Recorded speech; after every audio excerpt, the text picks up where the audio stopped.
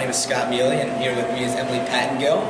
We are here live in another edition of Behind the Athletics, Cortland edition. We are here in beautiful Park Center where hundreds of athletes, D3 athletes, come together and play and practice and compete for a national championship. So we know that all of these trophies and national championships are impressive, but do we really know what's behind the scenes? Do the students really put as much effort into their studies as they do onto the playing field? And that's what we're here to find out today.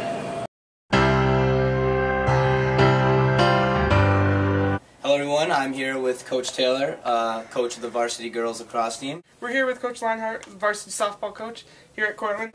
Coach Balderota on the varsity ice hockey team. Drop in the ocean, a change in the weather. Well, you know, we value education a great deal here at SUNY Cortland because we're Division III. You know, they are called student athletes. And one of the things we do to encourage the student athletes to work on their grades is we have a 3.0 dinner one time a year. And everybody who gets a 3.0 gets to attend the dinner. And we pay for their food out of our fundraising. Great. Yeah. Now, you say that there's a 3.0, like, that's like the bench, like that's the mark you want them to get to. Is there the minimum mark? That's the minimum mark? That's what we're shooting for, yeah. We'd love them to go, you know, Dean's List. We are called student athletes. Student is first. Athlete is second. So education is, that's the only reason why anyone is in college, is to get a career, and you're not going to get anything after college really in softball, so it's extremely important. Well, you know, for Division III hockey, we're a little bit older than every other student on campus. The average age of my team is about 23 years old, so guys have spent 2 years playing junior hockey. A lot of them come here with credits, and they're a little bit more in tune to their own education than a normal 18-year-old kid. It's the first time he's away from home. So we have a very high grade point on our team. I think right now we have I think about a 3.01 or something around the entire team, and I'm not exactly sure about that. I haven't taken my last look, but it's good, just simply because we're older. I don't have to really push them too much. Well, to be very frank with you, we don't have a minimum.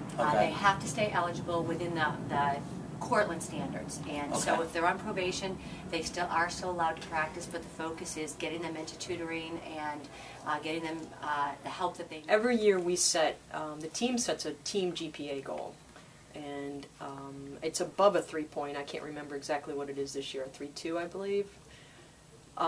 Difficult to reach, but something that they really, academics is very important. We were fortunate last year to have the highest team GPA of all sports.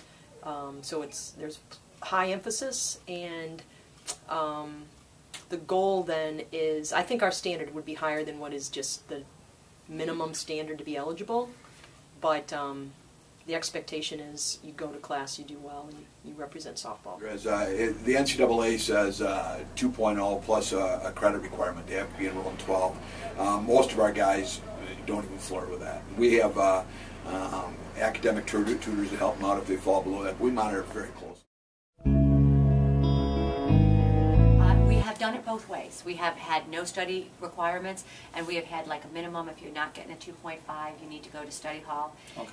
We found that wasn't as effective in changing the habits of the student athlete. So at this current time, the only student athletes that are required to attend any type of organized study is anyone who is on probation. And we actually only have one athlete who is checking in with us regularly. I've tried that. It seems like in today's world, students have so much to do outside of reading, and they all need their computers. They all have group projects. If you put everybody in the same room, there's more giggling and noises and distractions. So I do not do that.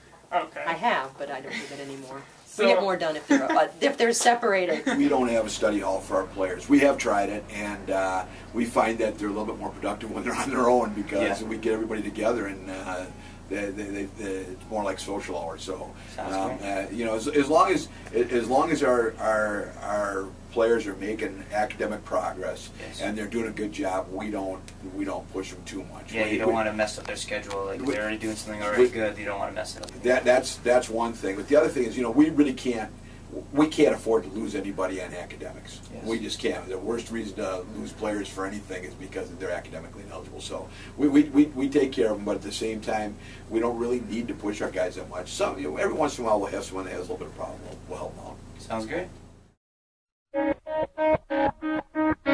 Okay, well, sometimes we don't know that they're failing a course until it's too late, which is difficult. But we take their midterm grades. Every semester we look at their midterm grades. We check in with them, anyone who's getting a U or that unfortunate F. And we meet with them and we say, is this something that you think that you can take care of? And more or less we just stay on top of them. We do have a sheet that we can send to give to their professors to fill out with a little bit of follow-up after midterms. Sounds great. But a lot of times that meeting with the student athlete explains that there might have only been one test that up until this point and they didn't pass it. They feel like they're, they talked to the professor. Yes. So a lot of it is the communication factor. I don't think it makes any difference whether they're a star or not. It's more about if they're skipping class as well. If there's someone that's doing poorly in a class, I'll call the professor, find out what's going on. If they've been absent, if they're missing class, then I've had athletes come in where we actually sit down and sign a contract, give them a second chance, but I will check with the professor. And it's like, listen, if you miss one more class, you're done, type of a deal. But I also give them, they have an opportunity to sign a contract knowing what the consequence is because many, many times you're failing because you're not going. Right. And if it's an attendance problem, that is 0 tolerance. Brandon Mulholland, one of the many stars in the SUNY Cortland varsity lacrosse team. I'm a Sam George field hockey player. I'm just going to ask her a few questions. Hello everyone, I'm here with Peter Fury, star cornerback of the Cortland varsity football team. It's awesome. I couldn't ask for anything better. It's a great program, great school. Everyone's into the athletics, so it's an awesome experience to be on a sports team. I definitely love the experience. It's really great representing the school, and it feels nice to take your performance to the next level, especially when I've been working so hard throughout middle school, high school, clubs and stuff like that. So I love playing for Cortland, and it makes you have a big sense of school pride and stuff like that. It's good. I feel like you get a sense of respect for the hard work that you put in playing a sport. It's definitely tough. Academics-wise, you've got to manage your time a lot more going year-round. It's not just a one-season thing. But other than that, I like the fact that we get respected. We got a big family together as a football team, so it's a good thing to be a part of.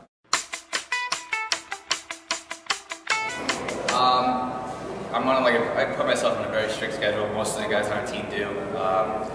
We have classes more like a high school student. We try to get our classes done early in the morning so that we have enough time after practice. We start practicing around 3:30 or 4 o'clock.